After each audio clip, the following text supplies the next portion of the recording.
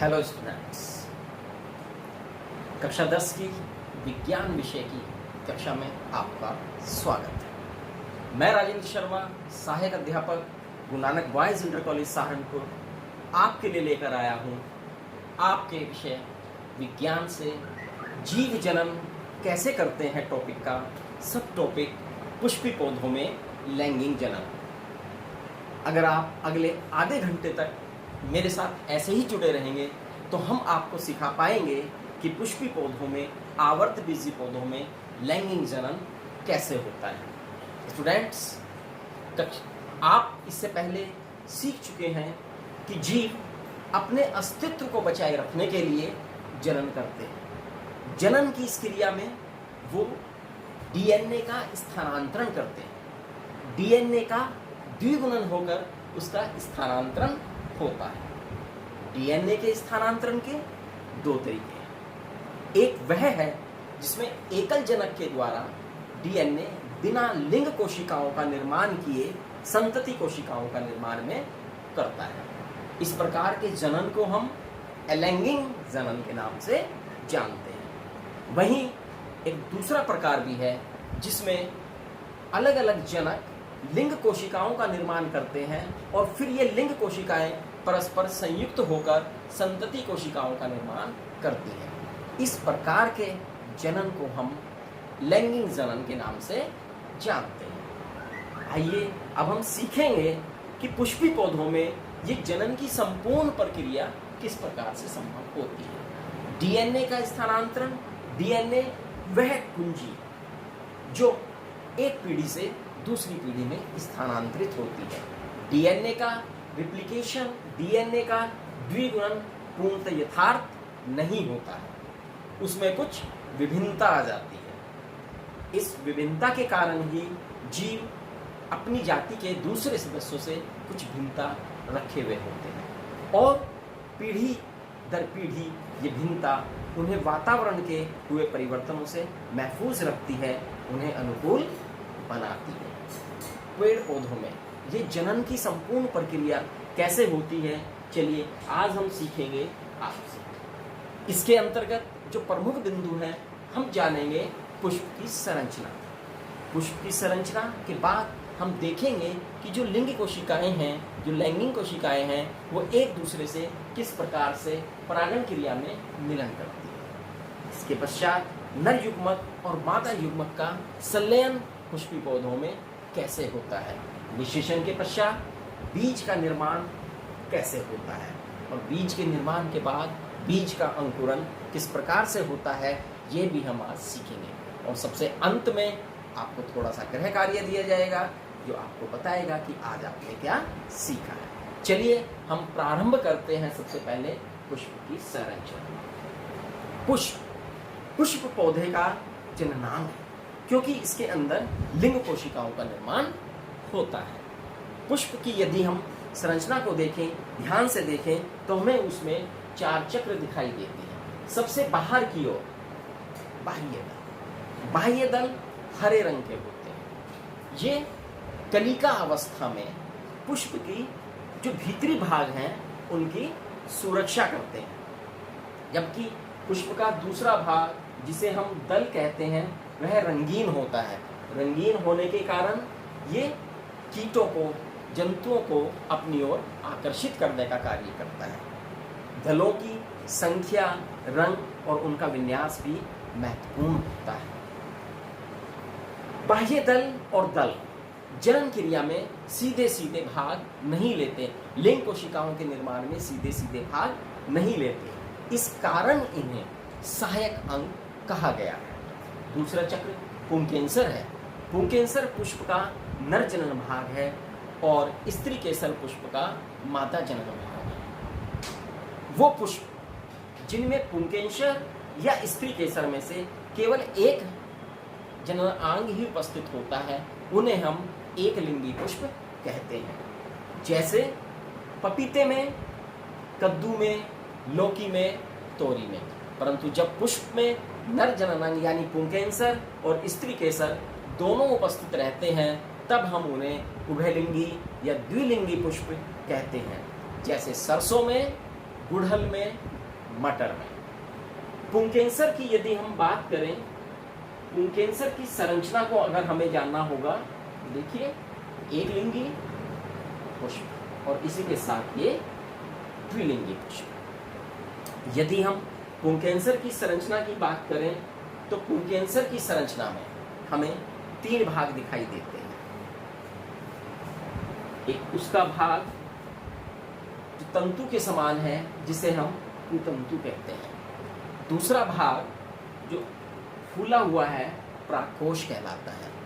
प्रतंतु और प्राकोष एक दूसरे के द्वारा, योजी के द्वारा जुड़े रहते हैं। प्राकोष के भीतर ही पराग कणों का निर्माण होता है। पुष्प को छूने पर जब हमारे हाथ में पीले रंग का पाउडर लगता है, वो वास्तव में पराग कण ही होते हैं। पराग कण के भीतर ही नर युग्मकों का निर्माण होता है। पुष्प का चौथा और अंतिम भाग है, उसे हम स्त्री केसर कहते हैं। यदि हम स्त्री केसर की संरचना को देखें, स्त्री केसर की संरचना में भी 3 भाग होते हैं। सबसे नीचे फूला हुआ जो भाग है जिसे हम अंडाशय कहते हैं। अंडाशय महत्वपूर्ण भाग है। इसके भीतर ही पौधे का बीजांड स्थित होता है और बीजांड के भीतर भ्रूण अंड कोशिका स्थित होती है जो कि मादा कोशिका है। अंडाशय से ऊपर एक लंबा नलीनुमा भाग वर्तिका कहलाता है और वर्तिका के ऊपर चपटा भाग वर्तिकाग्र कहलाता है। वर्तिकाग्र चिपचिपा होता है और यहीं पर आकर परागकण उससे चिपकते हैं। तो चलिए, हमने देखा कि पराग कणों का निर्माण तो परागकोश के भीतर हो गया और अंड कोशिका अंडाशय के भीतर बीजांड में स्थित है। अब जरूरत इस बात की है, अगर लैंगिक जनन की क्रिया को संपन्न करना है तो वो नर कोशिका का मादा कोशिका के पास पहुंचना आवश्यक है। तो ये कैसे संभव होता है? नर कोशिका पराग कणों का उसी जाति के पुष्प के वर्तिकाग्र पर पहुंचना परागण कहलाता है। इस क्रिया को हम परागण क्रिया कहते हैं। जब एक पुष्प के परागकण उसी जाति के पुष्प के वर्तिकाग्र पर पहुंचते हैं तो ये क्रिया परागण कहलाती है। परागण क्रिया 2 स्थितियां संभव हो सकती है। क्या क्या है? जब उस पुष्प के परागकण उसी पुष्प के वर्तिकाग्र पर पहुंच जाए, इस प्रकार के परागण को हम स्वपरागण कहते हैं।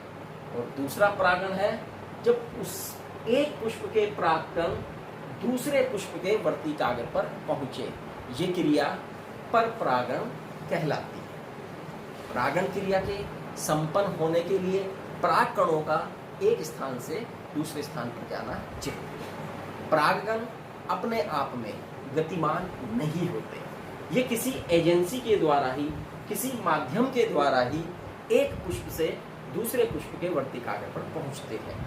वो एजेंसी हो सकती है, वो माध्यम हो सकता है वायु, जल, ये कोई जंतु, कीट। जब ये संपन्न क्रिया वायु के द्वारा होती है तब हम इसे वायु परागण कहते हैं, और जब ये जल के द्वारा होती है तब इसे हम जल परागण कहते हैं, और जब ये क्रिया कीटों के द्वारा होती है तो हम इसे कीट परागण कहते हैं। अब आप सोचिए कि मक्का के पुष्प में बहुत सारे धागे के समान संरचनाएं बाहर लटकी रहती हैं। उन संरचनाओं का नाम क्या है और वो बाहर क्यों लटकी हुई है? तो विवरण मैंने पढ़ा है, ये आपको सोचने में कुछ मदद करेगा। चलिए, हमने देखा कि परागकण वर्तिकाग्र तक तो पहुंच गए, लेकिन परागकणों के भीतर नर युग्मक की असली यात्रा तो अंड कोशिका तक पहुंचना है। आगे की क्रिया ये कैसे संपन्न होती है, तो आइए इसे देखते हैं। जब परागकण वर्तिकाग्र पर पहुंचते हैं तो वर्तिकाग्र के ऊपर उनका अंकुरन प्रारंभ हो जाता है। परागकण के भीतर एक नलिका विकसित होने लगती है। ये नलिका लंबाई में बढ़ती है, इसे हम पराग नलिका कहते हैं। दोनों नर युग्मक भी प्रागनलिका के भीतर प्रवेश कर जाते हैं और ये दोनों नर युग्मक प्रागनलिका के द्वारा बीजांड को भेद कर ये दोनों नर युग्मक बीजांड के भीतर मुक्त कर दिए जाते हैं। एक तरफ बीजांड से मुक्त हुए प्राकण हैं, ये दोनों नर युग्मक जो कि मुक्त होकर आए हैं, उनमें से एक नर युग्मक अंड कोशिका के साथ संलयित होता है। आप जानते हैं कि नर युग्मक और मादा युग्मक के संलयन को निषेचन क्रिया कहते हैं। जब ये निषेचन क्रिया संपन्न होती है तब ही उससे युग्मनज का निर्माण होता है। तो यहाँ पर भी एक नर युग्मक इस अंड कोशिका के साथ संलयित हो जाता है और संलयित होकर बनाता है भ्रूण। इस क्रिया को वास्तविक निषेचन कहते हैं। लेकिन भाई यहाँ पर तो दो नर युग्मक थे, दूसरे नर युग्मक का क्या हुआ? दूसरा नर युग्मक इस बीजांड के भीतर उपस्थित ही द्वितीय केंद्रक के साथ संलयित होता है और द्वितीय केंद्रक के साथ संलयित होकर भ्रूण कोश कोशिका में बदल जाता है। पहला नर युग्मक अंड कोशिका के साथ मिला और वह बना रहा है युग्मनज जो कि भ्रूण का निर्माण करता है आगे चलकर, और दूसरा नर युग्मक द्वितीय केंद्रक के साथ मिलकर भ्रूण कोश कोशिका बनाता है। ये भ्रूण कोश कोशिका आगे चलकर भ्रूण कोश में विकसित होती है। जैसा कि इसका नाम है भ्रूण कोश, भ्रूण कोश वास्तव में भ्रूण का पोषण करता है। विकसित होते हुए भ्रूण के लिए चूंकि भोजन आवश्यक है तो उसकी यह आवश्यकता भ्रूण कोश के द्वारा संपन्न होती है। कुछ बीजों में जिनमें भ्रूण कोश नहीं पाए जाते उन्हें अभ्रूण कोशी बीज कहते हैं, और जिनमें भ्रूण कोश पाए जाते हैं उन्हें भ्रूण कोशी बीज कहते हैं। अब अंड कोशिका में युग्मनज के निर्माण के बाद आगे की प्रक्रिया क्या होती है, जरा अभी से देखिए। युग्मनज में कई विभाजन होते हैं और कई विभाजन के फलस्वरूप युग्मनज भ्रूण में परिवर्तित हो जाता है। बीजांड का बाहरी आवरण कठोर हो जाता है और इसे चारों ओर से ढक लेता है और कठोर होकर ये बीज का निर्माण करते हैं। बीज के निर्माण से हमारी वो क्रिया संपन्न होती है जिसके लिए पौधों में ये सारी की सारी क्रिया होती है। अब इस बीज का तो निर्माण हो गया। बीज के निर्माण के बाद जो पुष्प के शेष अंग हैं भाई, उनका क्या होगा? शेष अंग भी तो हैं, तो उनका क्या होगा? तो अगर हम देखें तो वो शेष अंग कौन कौन से हैं? तो पुष्प में बाह्य दल का क्या होता है? ये बाह्य दल सूख कर गिर जाते हैं। दल भी प्राय सूख कर गिर जाते हैं। पुंकेसर सूख कर गिर जाते हैं। अंडाशय ये पककर फल का निर्माण करता है। अब आप सोचिए, और बीजांड बीज में परिवर्तित हो जाता है। अब आप सोचिए, कोई भी पौधा अपने फलों को तो नहीं खाता, उन फलों का उसके लिए क्या उपयोग है, उसमें निर्माण क्यों होता है? सोचिए, क्या पौधे फलों का उत्पादन अनावश्यक रूप से करते हैं?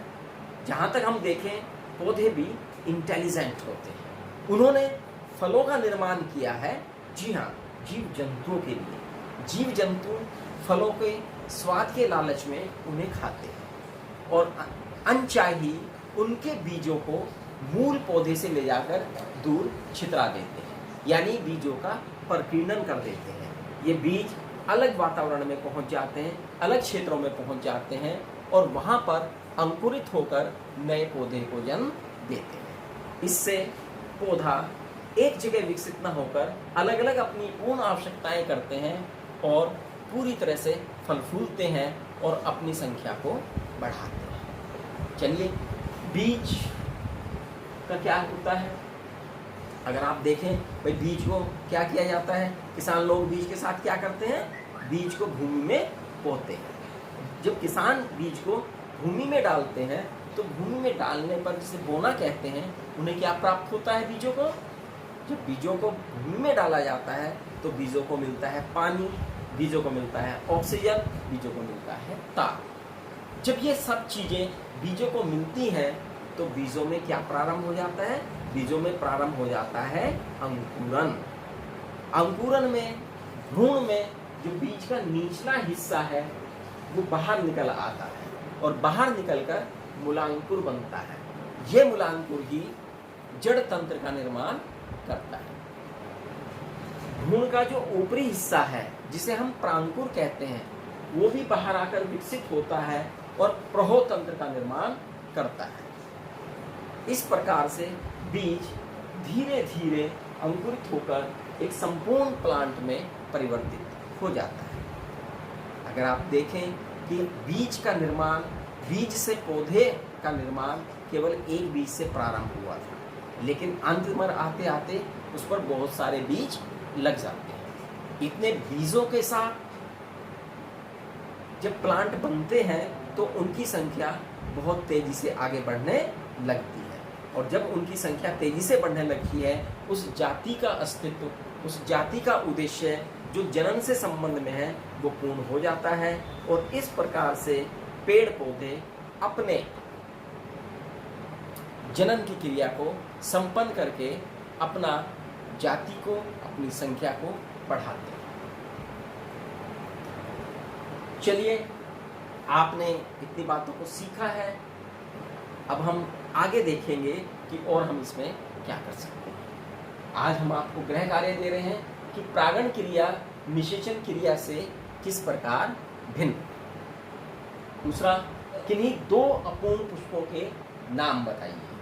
किसी पुष्प की अनुदैर्घ्य नामांकित चित्र बनाइए। इस प्रकार से इस गृह कार्य के द्वारा आप अपने आप को परखेंगे कि हमने आज क्या सीखा है। चलिए जल्दी के साथ हम एक बार पुनरावृत्ति कर देते हैं कि हमने आज क्या क्या अध्ययन किया है। लैंगिक जनन को पुष्पी पौधों में समझाने के लिए हमने पुष्प की संरचना को जाना, किस प्रकार से पुष्प के बाह्य दल, पुंकेसर और स्त्रीकेसर मिलकर पुष्प जननांग का निर्माण करते हैं। एक लिंगी पुष्प, द्विलिंगी पुष्प के बारे में जाना, पूर्ण पुष्प क्या है, अपूर्ण पुष्प क्या है, इनका भी हमने ज्ञान अर्जित किया। पुष्पों में परागण क्रिया कैसे संपन्न होती है और परागण क्रिया क्या होती है, इसे भी हमने सीखा। हमने जाना कि परागण क्रिया किस प्रकार से स्वपरागण और परपरागण में विभाजित हुई।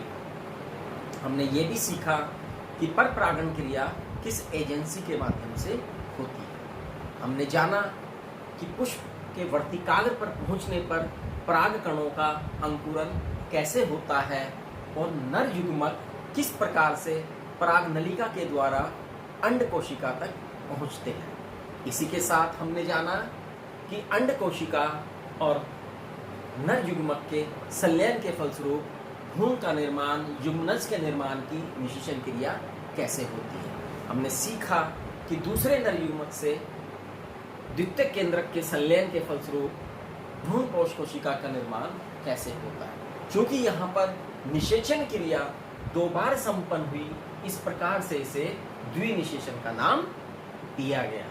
इसी के साथ हमने देखा निषेचन क्रिया के पश्चात भ्रूण का निर्माण हुआ और भ्रूण के निर्माण के फलस्वरूप कैसे बीज का निर्माण होता है और बीज किस प्रकार से प्रकीर्ण होते हैं, और उसके बाद बीजों का अंकुरन हमने जाना कि अंकुरित होकर बीज एक नए पौधे को जन्म देते हैं जो पूर्ण रूप से विकसित होता है, परिपक्व होता है और फिर इसी चक्र को चलाता है। इस प्रकार इस पृथ्वी पर जीवों का, पेड़ पौधों का अस्तित्व बना रहता है। चलिए अब आपके साथ कुछ फैक्ट शेयर करते हैं। रफलेशिया नाम का पुष्प इस संसार में सबसे बड़ा पुष्प होता है। लोडेशिया नाम के पौधे के बीज सबसे बड़े होते हैं। चलिए ये थी आज की जानकारी। इसी के साथ धन्यवाद। आप स्वस्थ रहें, खुश रहें। Thank you.